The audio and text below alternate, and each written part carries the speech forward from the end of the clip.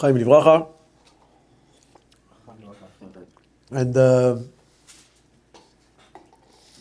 knowing that we are within the 3 days prior to Yud Shvat, each one that considers himself a chassid should feel different, act different, behave different, and be different.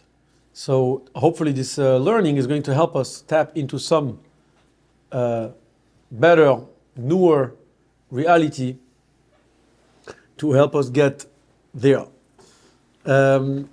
Obviously we dedicate this year to the Choyle Israel, all the soldiers that need protection, all the wounded people who need the refuah shlema, and the Ilu Nishmat, all the people that perished recently, and for sure for the immediate redemption of all the chatufim, the hostages, the kidnapped people that are in the hands of evil. That Be'ezras Hashem Yisborach, very, very soon, they should be completely, fully released and redeemed. L'chaim livracha. Kuntres u'mayan mi Beis Hashem, Maimer Tezayin, Perek Aleph. So, last night, I had a conversation with my wife, and we spoke about how everybody is wrong and me and her just know better than everybody else, and we figure it out better than everybody else. I mean, that's basically every conversation. We're like, the people who do it too much, people who don't do it enough. We found the right balance on everything, and when we never speak Lashon Hara, we just describe how right we are, and sadly, everybody else gets it wrong.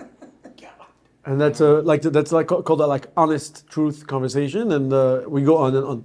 So we spoke about Americans, how American people and the world in general today is completely into putting their life out there. Anything they do, everything they do. I know because I have a friend. Someone I know posted that he's doing an event somewhere, and I saw there was a shiur somewhere in someone's house. I saw someone there, and I told him, "Are you in town?" He's like, "What?" I'm like, "I saw you. Is that you?" He's like, "Yeah." The guy came from Florida specifically for this lecture. And then my wife's like, "Can you imagine? Like, you go on your phone, your friend posts a video, and you know about someone else who's in town." And she's like, "You have no idea how terrible it can be. How people there's no more privacy. No more privacy." So obviously the conversation went on, and then I thought to myself, I said the word that I heard many times, chitzonius shebe chitzonius. There is one concept, it's called chitzonius. Chitzonius means chitzoniut. Chitzoniut means superficial, shallow, outside, the surface. Then there is the surface of the surface, meaning super shallow. Again, there's many ways to interpret the meaning of it, to explain what chitzonius is. But the idea is like the opposite of pnimius. What's pnimius? Pnimius is genuine, sincere, the real thing. And when you're genuine, you live the moment. When you live the moment, your mind or your occupation is not with a third party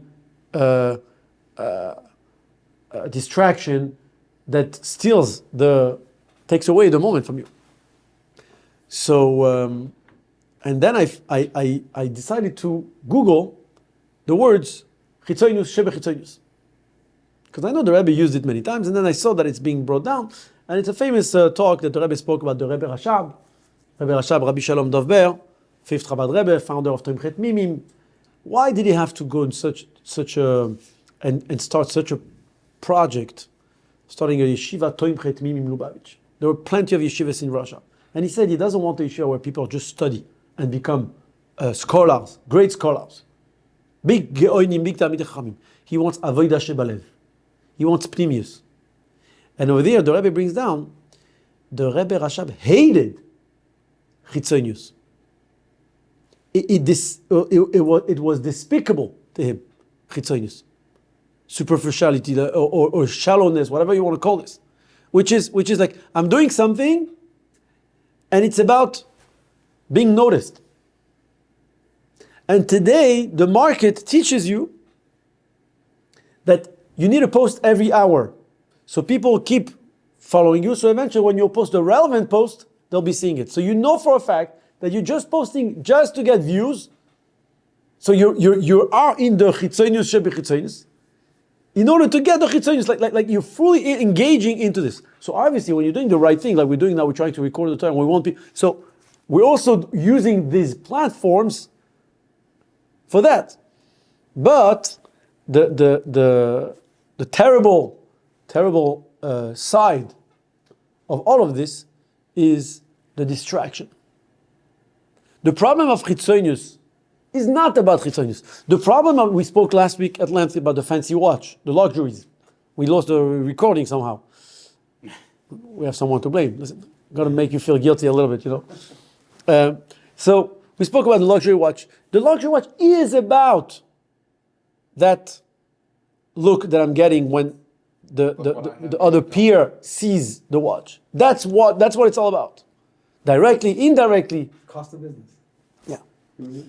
So that's chitzonius, that's superficiality. And we can get caught up in this. For example, I post something because I want to get a view. I want to get a like. I do something. The source of this is I am dependent in other people's response to me.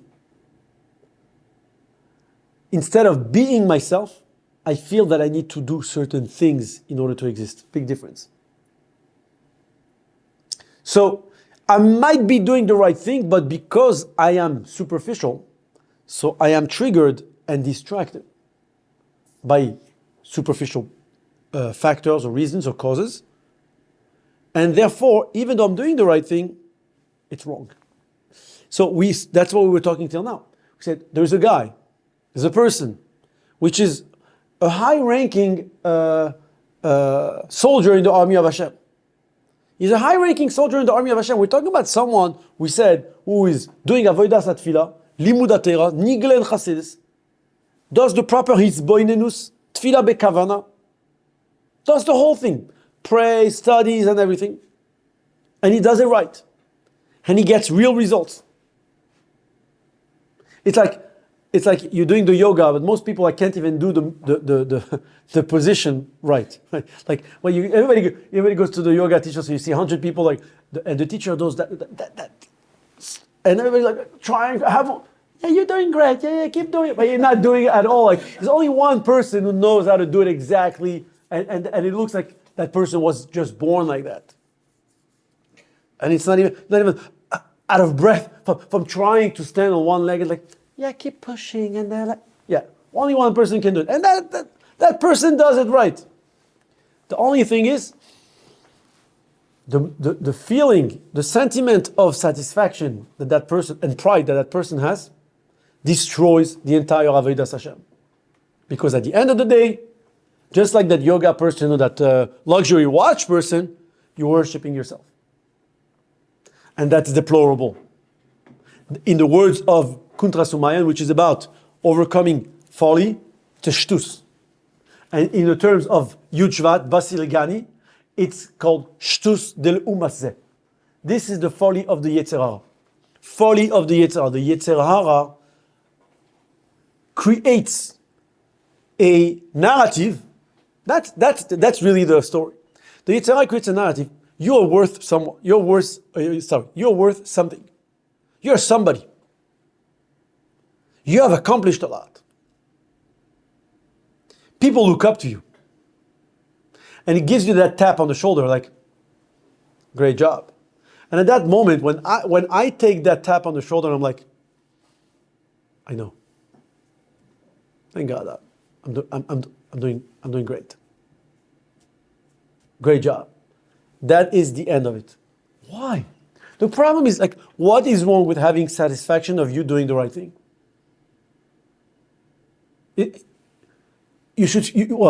How should you feel about yourself?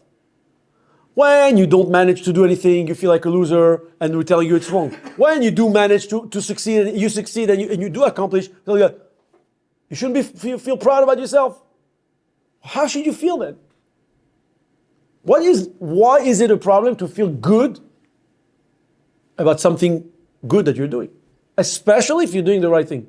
If you're bragging with some luxury items, I can understand there's something wrong with it. But if you're a good person, you're doing what's right. Ben adam lamakom, ben adam lachavero. Whether it's praying and davening to Hashem, whether it's interacting with people, with your peers. Shalom bayis, chinuch hayeladim, proper education. In shul, you behave properly. You don't sneeze on your neighbor's face. Right? You don't eat from your friend's plate at the kiddush. Right? You don't step on his shoes when you come to grab a siddur. Like you're a man. You're a good person. People look up to you. What is wrong with that? Here we go, 241. Vehine, hagoyrem, es hayerida hagedoyla shel haben Torah, והעוסק בעבודה שבלב, בזה שמתגאה, או אף גם שמחזיק טובה לעצמו, הוא השטוס. This is the insanity. This is the folly. This is the beginning of the problem. When the person who we call him a ben Torah, someone who studies Torah, someone who does the proper davening, worships Hashem properly. The fact that he feels proud about himself, or the fact that he takes credit for it. There's two levels we just described at length the previous weeks. One level is the person is proud. We say when a person is proud, he's digging his own grave. Right? Because really, who am I? Here. I pretend that I am up here. So what's the formula? I belong here, in the bottom. I propel myself to the top. But there's gravity. So the higher I'm propel myself, the lower I'm going to hit down to the fall. So by propelling myself to the top, if I belong to the bottom, the fall is going to be terrible. So we said someone who has pride, he's digging his own grave. We explained also that al pi Kabbalah, Ga'ava is Gematria 15. Ga'ava means pride, Gematria 15, Yud K, and we impair the Shem Hashem, the name of Hashem. Which part of the Shem Hashem? The higher part of the Shem, Yud K. There's Yud K and Vav K. We explained Yud K, Vav K, the Hamshah, and everything. Like we spoke at Hanukkah, the Hanukkah class. So, what's the problem? It's a shtus, says the Rebbe Rashab. What's a shtus? Insane. It's ridiculous. It's stupid. Call it whatever. It's shtus. בעברית, חבל על הזמן. What's the point? כי כל עניין הגאות הוא שטות נפלא. The entire concept of pride, and satisfaction is completely insane. Is a shtus. Why? וכמיימר, כל gay שותה. Any person who is proud, שותה is an idiot. That was on purpose. Yeah. כי על מה ולמה יסגוי. That's what it says. I'm just reading. כל gay שותה. Anyone who's gay is שותה. At least that. כי על מה ולמה יסגוי. For what valid reason should a person feel proud about himself? Okay? You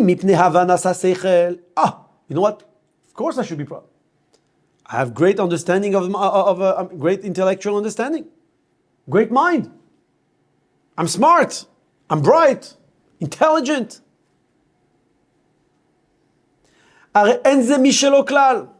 It's not yours.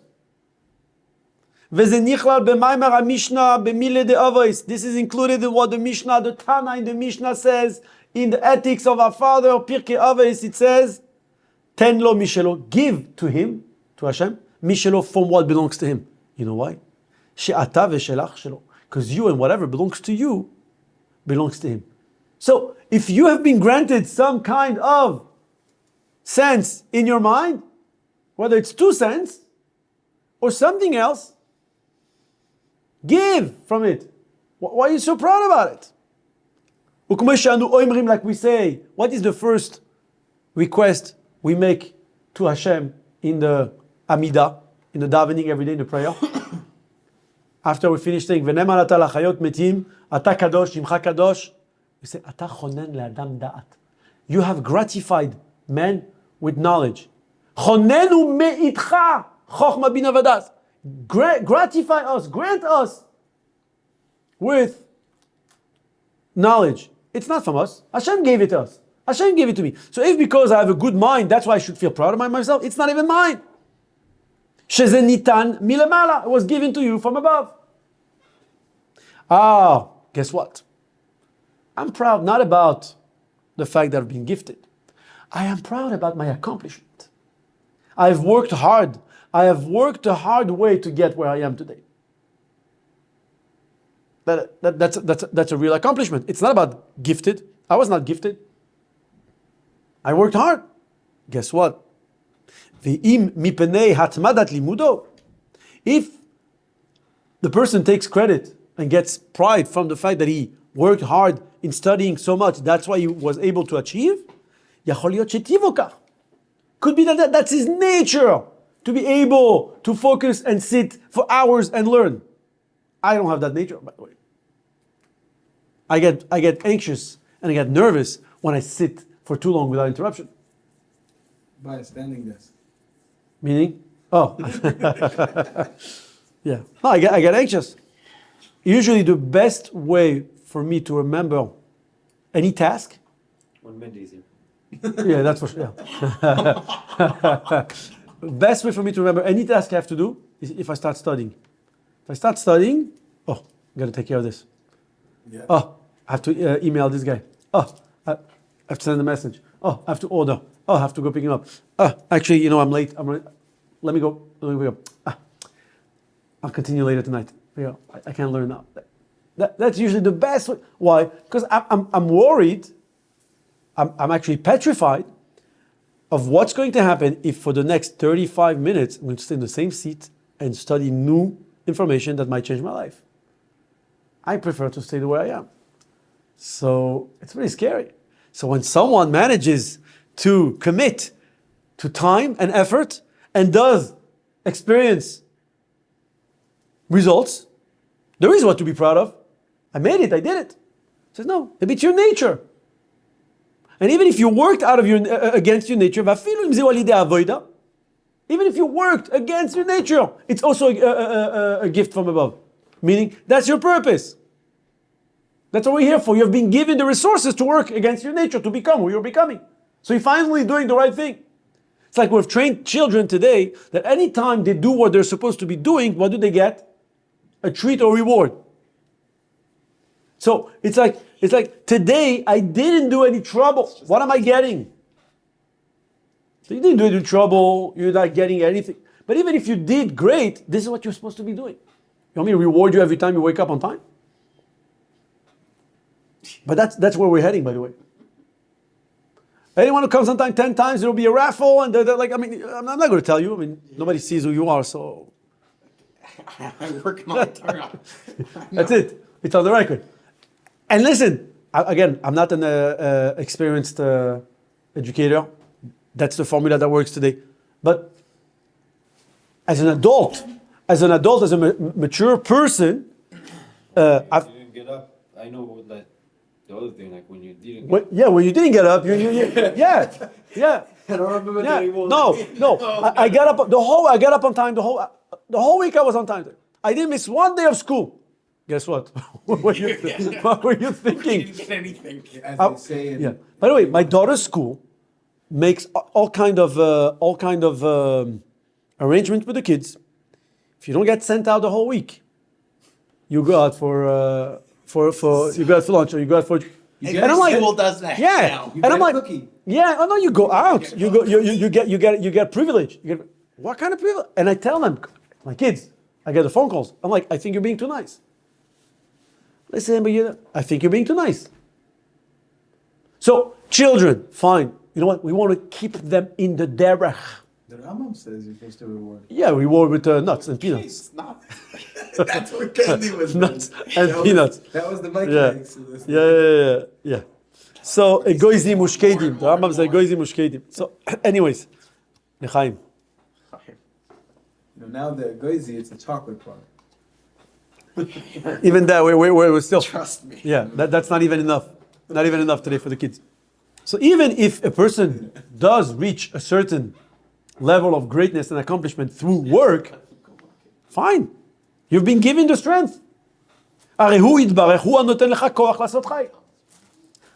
You didn't get there on your own. If you found the strength to overcome your nature, who gave you the strength to overcome your nature? We learned this in Perek Yud Gimel of Likutei Amar in Tanya, that the Beinoni, Zeh vazeh shoiftan. He has two judges, the Yetzer Hara and the Yetzer HaTov. Each one give their opinion. And who's going to win? There's two opinions. Who's going to win?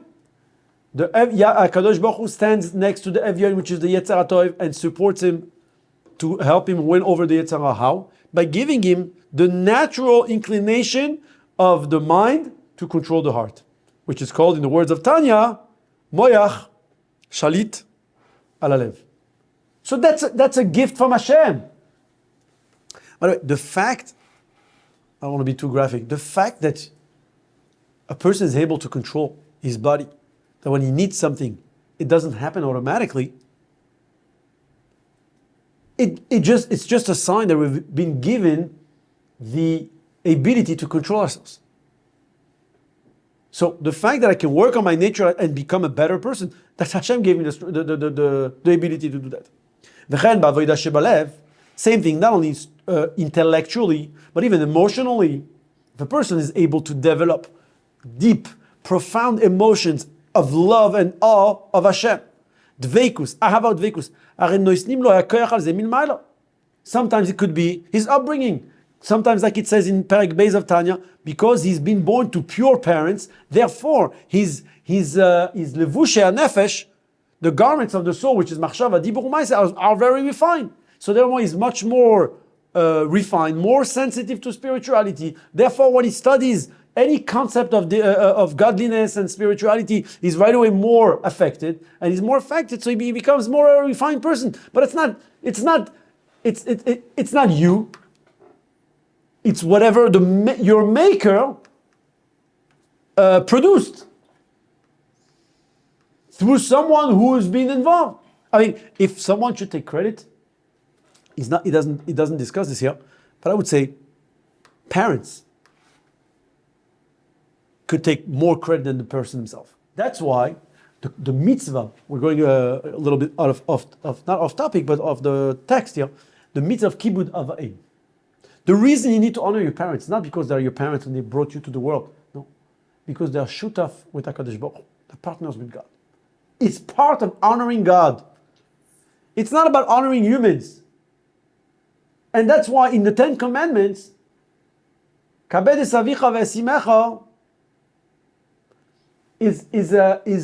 is a commandment that really implies. I mean, on one hand, you have just a second, yeah, please. You have a commandment not to have lo yeh lecha elokim acherim al panai. Don't associate anyone with Hashem. But then honor the parents. What do you mean the parents? Hashem? No. It's to remind you, if you made it here, is because there are two individuals who put their let's say their soul and body, personal interest to the side, and unified soul and body to make sure you can be here. True, they were not necessarily thinking about you at the moment it happened, like David HaMelech says, Ki avi ve'imi azavuni v'Hashem yasfeni, says the Medrash on this. Rashi brings it, that avi ve'imi b'shas tashmish azavuni, they were just thinking about themselves. Fair enough. At least they're thinking about themselves, not about other stuff. But v'Hashem yasfeni, Hashem decided, tipazu, what's going to come out of this siman, a neshama. But in order for Hashem to be able to drop that neshama into this world, He cannot do it by himself. If you drop neshamas from the roof, nothing happens. He needs a man and a woman that are not shoitim, a man and a woman that are not a shoite, that are willing to unify and become a vessel, a recipient for this neshama. So by giving kaved avicha vesimecha to honor your parents, you're recognizing that it's coming from the superpower, from Hashem. You were saying that's why it's part of the first commandments, the first 5, right? Is it? Yeah. It's not bin adam lachaver, it's bin adam lamakir. That's why it is. I didn't get there. But I think it's a 5th commandment. I think Kibud Avim is the 5th commandment. Yeah, I said, yeah. It's the 5th commandment. There's 10 commandments. Thank you, Yossi, for bringing it up. There's 10 commandments. The first 5 are about Ben Adam Lamakom, between you and Hashem. Anochi Hashem Elokecha, I am your God. Don't have any other God. Don't pronounce His name in vain. No false witnessing. No, because there's Shabbos and Shabbos and Kabbalah Savicha Vesimecha. Observe Shabbos, which all about Hashem. Then is don't kill, don't murder, don't kidnap, don't commit adultery, and false witness, sorry. Don't bear false witness is in the second, 5th. The first one I missed the mistake. Leisis Hashem Elokecha Lashav. Do not pronounce Hashem's name in vain. Made not false testimony is already Ben Adam Lamak. Again, Anochi Hashem Elokecha, I am your God, no other God. Leisis Hashem Elokecha Lashav. Do not pronounce Hashem's name in vain. Zachar Hashem Hashem Lekadoshoy. Kabel Savicha Vesimecha. Observe Shabbos and honor your father and mother. Father and mother is the 5th of the first category, which is all Ben Adam Lamakom.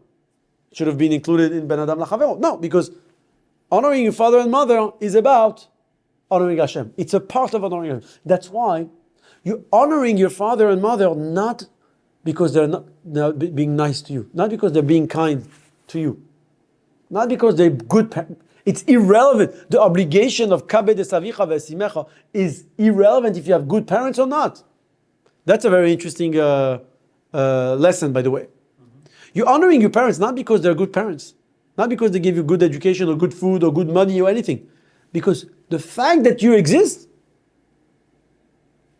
they have everything to do with it. Meaning, in certain extreme cases, as much as you would want or you actually hate them, for whatever reason that you resent them, you still have the obligation of Kibud Avim, which is in the 10 Commandments. And there are specific, practical halachos on how to treat your parents when they haven't been treating you nice in order not to violate Kibud Avim. I don't know if you know that. That's something to look into. My parents treat me right. I don't have to look to How do we know? Huh? How do we know? I need to know. Okay, very good. I'm the one who's doing the mitzvah of Kabbalah Tavicha. Yeah, but you're not doing it because they treated you right. You're doing it because they are the partner of Hashem to bring you down here. So you're honoring Hashem. That's why it's irrelevant. And that's why I said the halachas that even if, God forbid, a parent steals, damages from its child, he still has to pay. You can sue your parents. But at the same time, you still have obligations towards them, and there are certain things you will never be allowed to do to them. It's fascinating. There's a mitzvah of kibud avim. There's no mitzvah of ha'avta es avicha ve'esimecha. You don't have to love your parents, according to Torah. You have 2 mitzvahs for your parents. Ish imoy ve'aviv tirau, Parshas Kedoshim. Fear your parents. Mother first, father next, because it's easier to fear the father. And kabed avicha ve'esimecha, honor your father and then your mother, regardless of who they are, and what they are, and what they did to you. Anyways, so this is the problem when a person starts to take credit and pride in what he's doing. וכן בעבודה שבלב באהבה ודבקות, הרי נויסנים לו הכוח על זה מלמעלה. Therefore, ולמה האדם, I love the vocabulary in this chapter, we're going to go on for a few more minutes, it is actually fascinating. ולמה האדם השפל אישים, the person who is a low human being,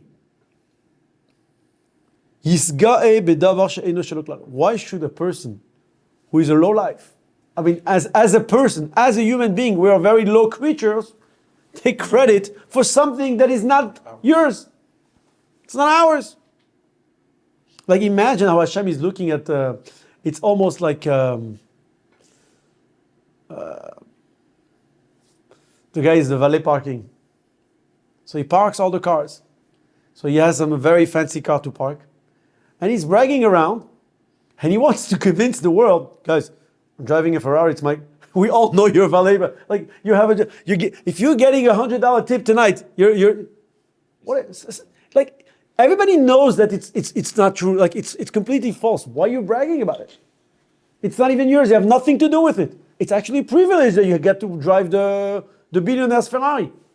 That's enough, you should be very humble, right? וזהו שאמרו רבו יצאנו זיכרונם לברכה in פרקי אבות פרק בייס. That's why חכמים say, אם למדת תורה הרבה, אל תחזיק טובה לעצמך. If you are studying lots of Torah, don't give yourself credit for it. Why? So first of all, it's very interesting here. It says, if you learned a lot of Torah, if you study a lot of Torah, אל תחזיק טובה לעצמך. Don't take credit for it. That should be enough, by the way. Do we need a reason? Should not. Why? Because I should never take credit for anything. Here's adding something. כי לכך נוצרת. והגם ששם אמרו, over there he says, כי לכך נוצרת. Because this is why you're being created. That's a second reason. Generally speaking, anything you accomplish, don't take credit for. You're an exception. You have an exceptional accomplishment. למדת תורה הרבה. By the way, how much is תורה הרבה? The Rebbe asked that question. What does that mean? אם למדת תורה הרבה.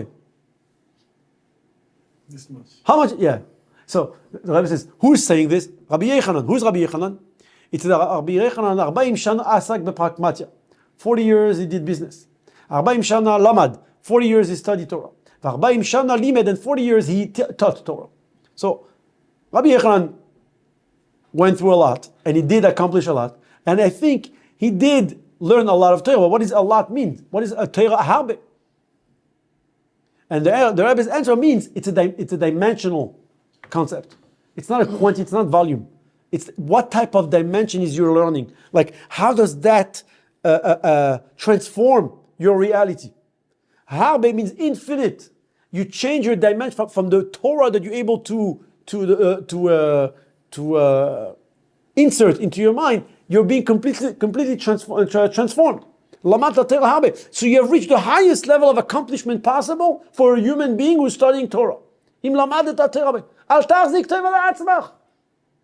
Don't take credit for it. Guess what? It's amazing. You're a God Ladair. You're a great scholar. No. This is your purpose. This is exactly why we want you here. You've been doing what you're supposed to be doing. Guess what? So he's explaining, what do we need a second reason? Why do you say this is why you're being created? Because you know what? There is some credit to take for someone who learns a lot of Torah. Because me and you don't learn a lot of Torah. So when someone does, he deserves credit. He deserves recognition. Correct? Look what he's saying. כי האדם הוא בעל בחירה. A person has a choice. ואם היות שניתן לו הכוח להבין ולהשכיל ולעבוד את השם, even though it's not his, but he's been granted the skills. Can you blame a cat for not being able to graduate school? Can you blame a dog for not being able to sit still by a shiur? No. He does not have the ability to relate to whatever is being said. Right? But a human being, a Jew who has the intellect, the emotions, the capacity to tune in and understand and grasp and grow from it, this is what you're meant to be doing. But guess what? I have Bchira Chofshis. I have free choice. I could have chosen not to.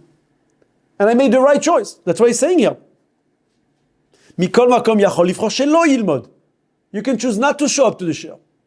ולא יתפלל בכוונה סלב, and not to pray properly. ולזה אמר כי לכך נוצרת. שתחילת יצירת האדם הוא בשביל זה. The reason you have been created is for this. וכמו שכתוב בבראשית רבה, ואמרו רבותינו זכרנו לברכה. Oh no, sorry. וכמו שכתוב בראשית ברא אלוקים. It says what בראשית? Bet Reshis. You know this famous midrash. Bereshis. At the beginning. Bet Reshis. There's two beginnings. Who are they? בשביל התורה שנקראת רשיס, ובשביל ישראל שנקרא רשיס. For the Torah is called Reshis. It's Reshis Chachma Yiras Hashem. Right? And Bnei Israel also are called Reshis. What does that mean? Hashem created the world, so a Jew should elevate himself through Torah. So, you know what? You're proud that you finally made the right choice, the right decision, and you were able to accomplish, to study so much. You finally reached your purpose. Lekach notzarta. No reason to get so excited. When you run a marathon, when you win the Olympics, you should be proud of yourself. Why? Because no one asked you to do it, and there's no purpose. No one asked you. There's no purpose. You were not created to try to jump higher than the guy before. There's absolutely no accomplishment in this. Besides the fact that I'm going to beat the previous guy, and the whole world is going to look at me. So you have chosen to do something. You worked so hard for something that has no purpose. You deserve something that has no purpose. The noise, the recognition. But if you're finally fulfilling your purpose, so that's why you've been created. You want people to applaud you. What are you looking for? You want to feel good about yourself. This is the right thing. Remember what we said last week. Be happy about yourself. Happy is a different thing. Doesn't mean feel proud of, but that's not for now.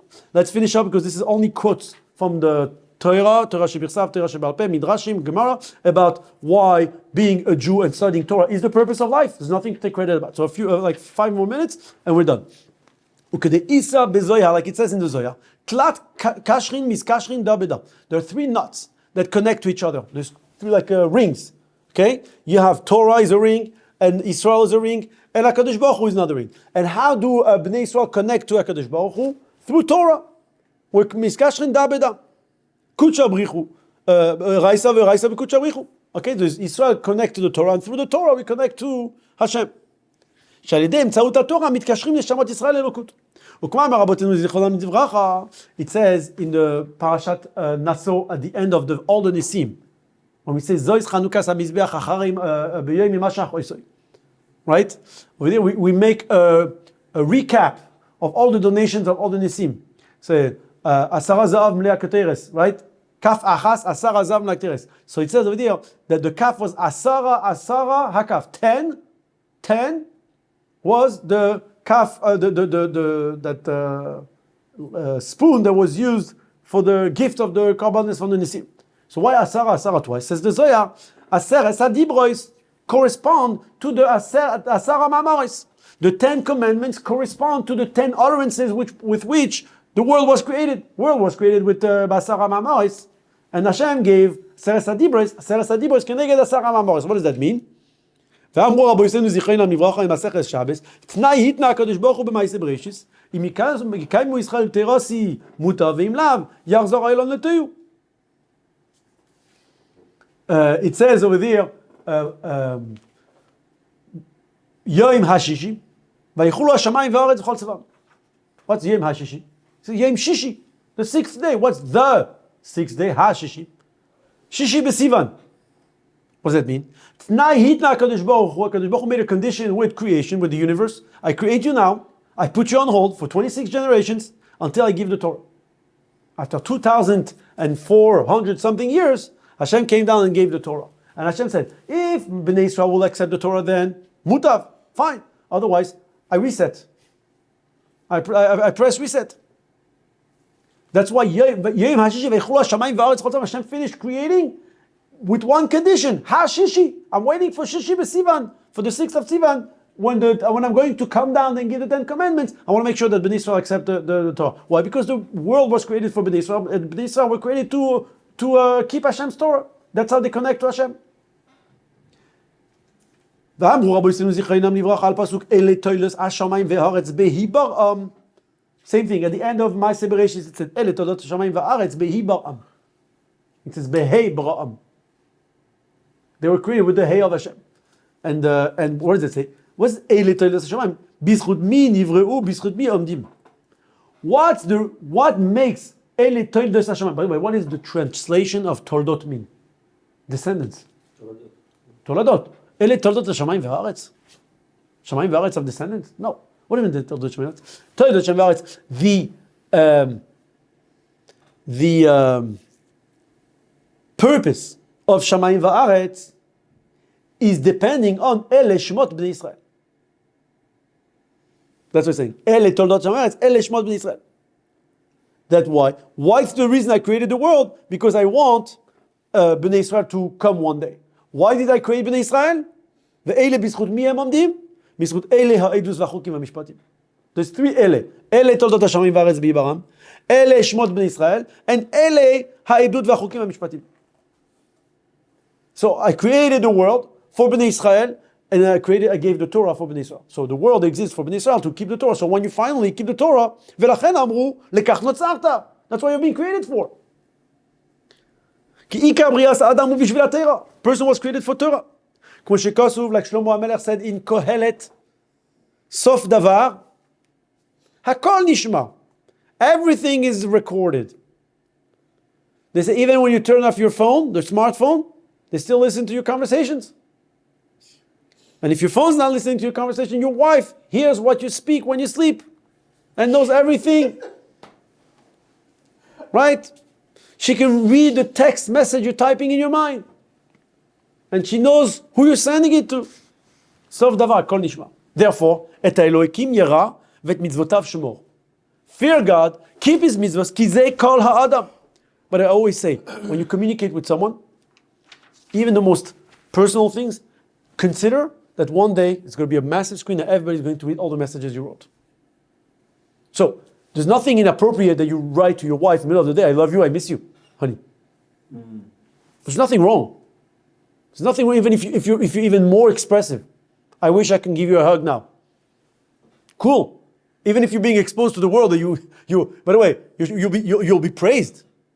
You'll be praised for being so caring to your wife. But if you're saying something, consider that you can by mistake send that text to someone and someone's going to see it, or you're going to leave your phone, or someone's going to have access, or someone's סוף דבר הכל נשמע. There's always that like, oh my gosh.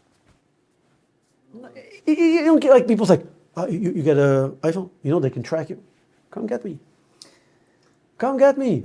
Oh, if you use Cash App, they're going to know all the money you have in your bank. Please, if you find any, let me know. like, what's your problem? Like, relax. לכך נוצרת. ואם כן, כשעושה הדבר בשביל כך נברא, אין לו להחזיק טוב על עצמו. There's no reason to take credit for it. To praise yourself. וכמו כן בעבודתו, כשבא לעבוד דבקות להשם. You finally reach love of Hashem. You want to be proud about it? This is why you came here. אין לו להחזיק טוב על עצמו, אלא שזה תכליס בריאה ישראל, it's the purpose of creation. שזהו תכליסו, שיסעל על ידי התורה והאבדה, כמו שהסבר בעניין תכליס כל הבריאה. That's what we've explained from the beginning, the entire purpose of creation. So that's what we've been saying from the beginning. We've been created to serve Hashem. Yetzer Hara's game is to try to distract us and to convince us that we have more purpose when we do all these futility and vanity. But like, what are you talking about? ואדרבה, מזה שמחזיק טוב על עצמו, שניכר מזה שלא פועל בעבודתו של מבחינת ביטול. הרי לא הגיע לתכלית הנצח. Guess what? You know what? It's an oxymoron. If a person has reached the ultimate level of knowledge of Torah, ultimate level of worshiping, serving Hashem with a full heart, min avodas tefillah 3 times a day, all the time, he has a proper, appropriate behavior, midos, interaction with people, and feels proud about it, he's defying the entire purpose. It's a sign that he hasn't actually completed the avodah. He's worshiping himself. It's not for, if you're doing it for God, you have no reason to take any credit for it. If you're taking credit for it, it means you're not doing it for Hashem. If you're not doing it for Hashem, so you haven't started yet. Famous story that there was a person who was considering himself a misnaged who did not identify, did not belong to the school of Chassidus. And he said, before he studied Chassidus, he was very anxious, he was worried. He said, I'm such a big tzaddik, such a gadol, such a great person, I don't know how Hashem will have a spot for me, the right spot for me in Gan Eden. But I trust in Hashem, since Hashem is Kol Yochel, He's capable of all, He can do anything, He will manage to find a spot that is appropriate for my level, for my greatness. When he started studying Chassidus, he said he had the same question but the other way. I'm such a nobody, I'm such a low life, I don't know how Hashem will even consider looking at who I am.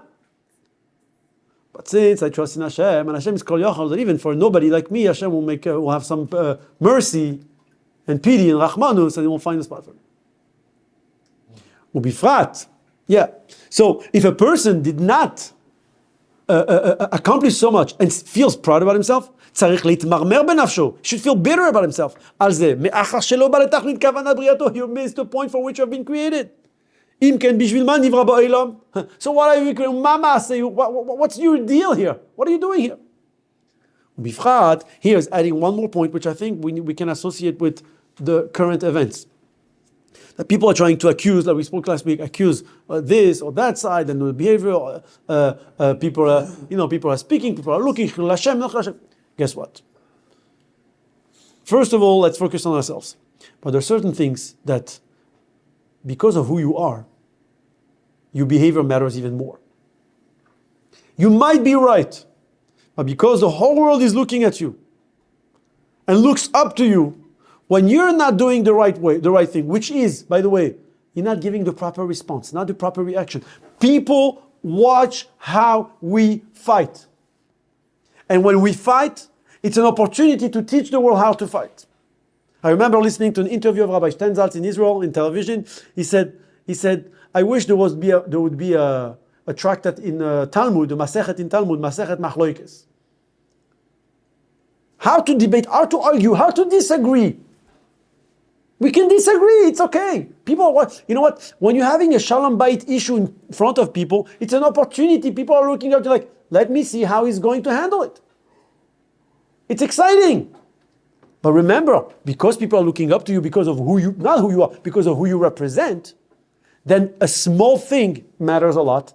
And what might be considered random, for a person like you, it's a big Chilul Hashem. That's what he's saying here. So you want to take credit for your accomplishment because you're so great. Anything you do is a Chilul Hashem. And I'll tell you very honestly, a lot of times the Yetzer Hara triggers, and I'm like, just because I'm walking around with such a long beard and our people are looking at me, I cannot allow myself to behave a certain way just because like it's not fair. It's not fair. People are looking after. They're seeing a beard. There's nothing behind it, but they're seeing a beard. It's a responsibility. That's why it's easier not to have one, by the way. And I remember I was just in a meeting recently outside of New York. I was in Florida, and there was a person comes from a non-Hasidic community, very Orthodox, not Hasidic, tells me, I have to give you credit to Chabad. I said, why? He said, because you put your money where your mouth is. I said, what do you mean? He said, things that you guys preach, actually stand up for it and live up to it. Like, what do you mean? He said, Chalav Akum on Chalav Yisrael.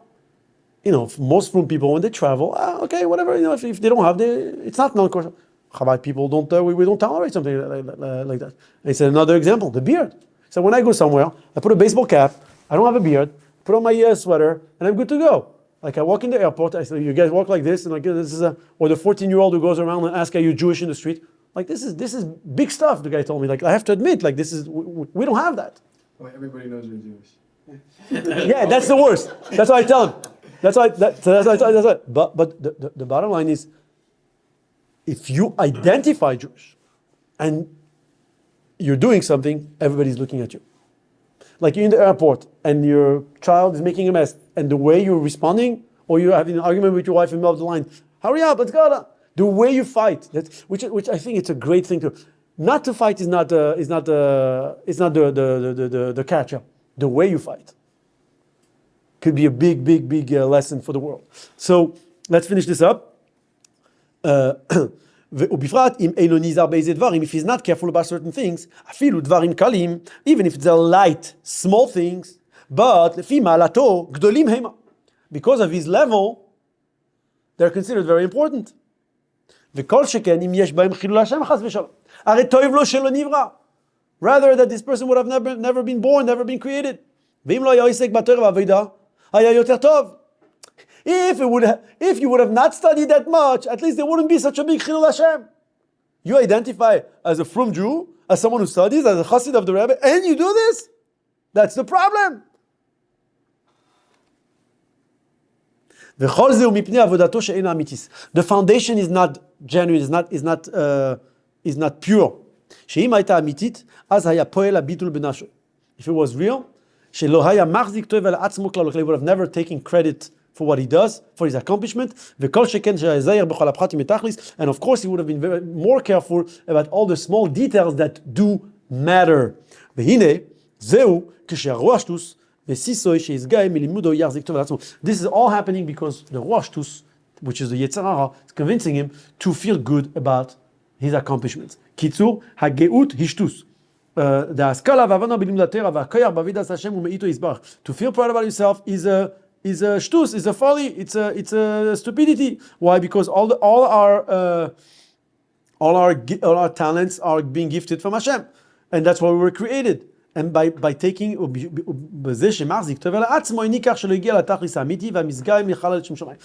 fact that he takes credit for what he has accomplished, it shows that he's not doing it properly. I just want to finish with two very cute stories. One story is actually a fascinating story from the Alter Rebbe. The Alter Rebbe, in the beginning of his teachings, I mean, because we're talking about people who have real greatness. People who have real greatness is not people that we know. I mean, talking about the Alter Rebbe, people of the Rebbe. So imagine the Alter Rebbe in his youth, when he was just starting to teach the Hasidim. He was appointed by the Maggid, and then the Maggid passed away, and thousands of people, of students, were coming to the Baal Tanya, to the Alter Rebbe. Amen. Yeah, already as a child, he was already a very gifted person. And there's a story that was printed recently that Alter Rebbe was once at home, and he's watching from the window, and he sees a big group of people running towards his house. So he turns to his wife, he's like, "Oh, what is it? What are these guys doing?" And he's like, "Who are they coming to? Like, what's going on?" He was very uncomfortable to see so many people coming towards him to listen to his teachings. So he couldn't handle it. So he's like, "Who are these people? Where are they coming for?" So his wife understood that he wanted to run, lock himself up and run away. His wife understood that he's not that Chasam is playing it, but he's too humble to handle the pressure of the fame. So she responded to him sarcastically, like, "Well, they're not coming for you. Who do you think they're coming for? They're not coming for you. They're coming for the Maggid. They want to hear from you what you heard from the Maggid." So he's like, "Oh, if that's the case, fine, I'll go and I'll teach." That's, to me, that's the epitome, that's the ultimate model of what does it mean to be perfection and to not feel any pride or not take any credit for it. Like it's in Kabbalistic words, it's the concept of Sfiras HaMalchus. Sfiras HaMalchus is the one that projects everything that receives from the previous spheres, but at the same time it has nothing from itself. Let la migar maklum. It's only here to pass what it receives to others. And the Rebbe, and Nasi, is the union of Malchus. That's why the people don't understand. Why did the Rebbe refuse to accept the leadership? The Rebbe doesn't want it. People begged the Rebbe for one straight year, please, and people who were here, people knew that there is no other valid candidate. It's the Rebbe. And the Rebbe refused. Well, the Rebbe was playing games? No, he doesn't want. Oh, if there's a need, there's no choice. and I am the person. I have to do it. That's just a mouse. And the other story, just more funny, was once by Reb Mendel Futterfass, also a big Chassid, was already very old, and he was at he was going to the Kaisel. There was a lot of commotion and big traffic to go to the Kaisel, and he was already an old man, so he was walking very it was difficult for him to walk, etc. So the Bocher or the Chabad Chassid who was driving him thought, he said, Reb Mendel, if you want, there's a way to get you straight to the Kaisel, bring in the car into the actual plaza of the Kotel, just have to, he said, you just have to, I could say, you'd Admur Mifutterfass, and you just have to go like this with the hands, and you just have to go like this with the hands, and we're good to go. And Mendel said, no, there's no such a thing as just go like this with the hands. If you already do this, you're done. You're already in that trend of faking it, being a tzaddik. I mean, I don't even want to explain. He didn't explain it. You just have to do this, and then people will think that you're a rebbe, and they'll let you go. No, if you're already faking you're already roasted. You're done. It means. You know what it means? It means like, I have the look, and I can use it. So I'm taking some pride and credit or benefit from who I appear to be, and that's wrong. The entire avodah is wrong if that's the approach. Thank you very much. I pushed it. We started late. It's before Yud Shvat. We owe it to ourselves to do a real how do you say inside workout. Yes, I'm sorry. You asked me a question. It was just about to ask it. Yeah. No, my question was like, נכון אמרת, כבד את אביך ואת אמך, אז זה כאילו יענית, בגלל שהם פרטנרים עם השם. נכון. בין אדם למקום, כן. נכון, הוו למה? של אביך. ואת אמך. ואת אמך, הוו למה? אח הגדול. לא, מה האח הגדול? לא, רגע. את אביך ואת אמך, לא דבר. את is אח הגדול. אוקיי, ואיך הוא קשור? Wow,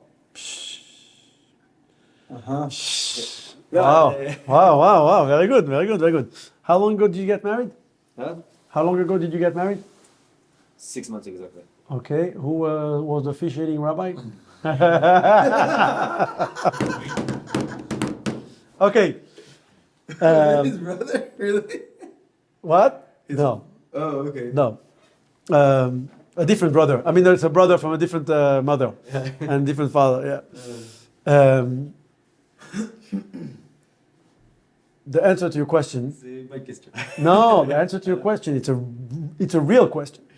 I love how you asked the question, but the answer to that question appears in the Lecha Dodi, in the Mamar of the Chatuna. The Rebbe answers. I mean, it's a Arizal. I read it really quick. I know. I remember. That's why I asked. I didn't want to ask who taught you the Mamar of who did you learn it with, but the answer is there. That the Arizal writes over there that all the children that are born take from the firstborn. The way he explains it spiritually, I don't know how biologically it makes sense. A lot of people try to explain this, but he says Shavig ruach begaveh. Basically, what enables a woman to become pregnant the first time, there's something that remains there for every other pregnancy, that it's as if that it's plugging into that same particle that was left from the firstborn. The first embryo, the first embryo. The first embryo leaves something in the uterus that every child that will come after will kind of hold on to that beginning in order to be able to evolve and develop. So that's how the Ach HaGadol is part of the partnership of that's what. But it's in the Lecha Dodi Maimer of the Rebbe. It's very interesting. It's a real question, and there's a real answer to that. All good. Hold on, your older brother is waiting for you. Huh? If it could be your wife also, it's fine. By the way, that's the vav. That's Et avicha ve'et is your wife. Yeah. Yeah. לבריאות. I don't know yet. Well, he wants the recording. We don't know yet. We don't know. As soon as we know, we'll post it. Just Okay? put it on Yes. on Yeah. WhatsApp, send it on the Yes, group. yes, yes. Yeah. Like That's without retouching the thing. We were The- here. We know okay. that. Okay. I really want to- Yeah.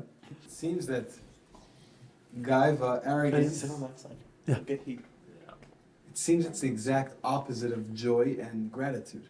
Beautiful. Beautiful. Understand? Meaning, oh, you're, wait, like, Beautiful. I think it's very powerful what you said. If you're very proud about yourself, you're not genuinely happy. And that's why I'm sorry to, again, I'm not an anti tech and social media because I think it's very powerful and we can, but the fact that, going back to the beginning of the shir, that's what I was trying to, the fact that I feel that I need either to post or to know what others are posting, which is as bad, by the way. It's a lack of happiness. It's a lack of internal joy. There's a void inside, and I'm not nurturing that void. I'm not feeding that void. it's either outward in or inward out. Right? You're just, it's expression, or everything is expressing into you. Impression. I'm not sure. I understood.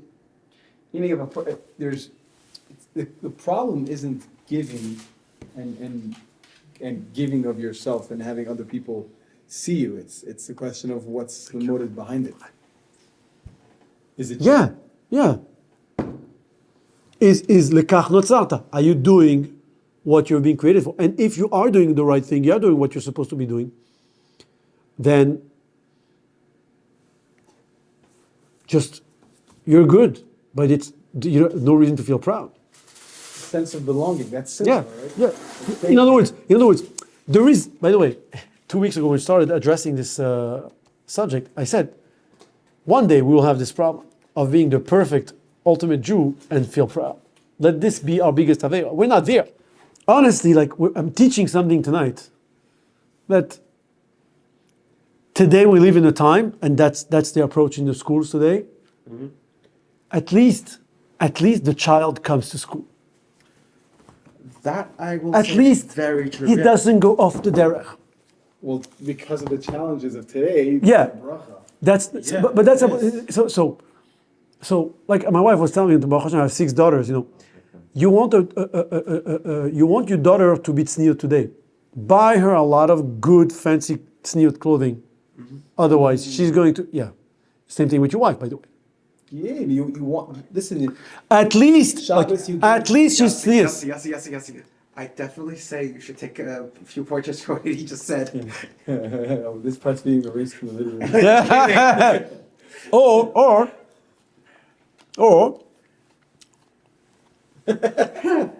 Or make a disclaimer for men only. Like Rabbi Arush's Vegana Shalom, Yeah, just for women, just for men, yeah. It's like the whole share, and then you put a disclaimer about 5 minutes. And then you're gonna see like the most viewed part, last 5 minutes. Oh yeah. No, but right, that's why you give a kid special treats on Shabbos. When you make Shabbos this totally mundane, like the best food. Why? Because the kid afterwards he loves Shabbos. And Yeah.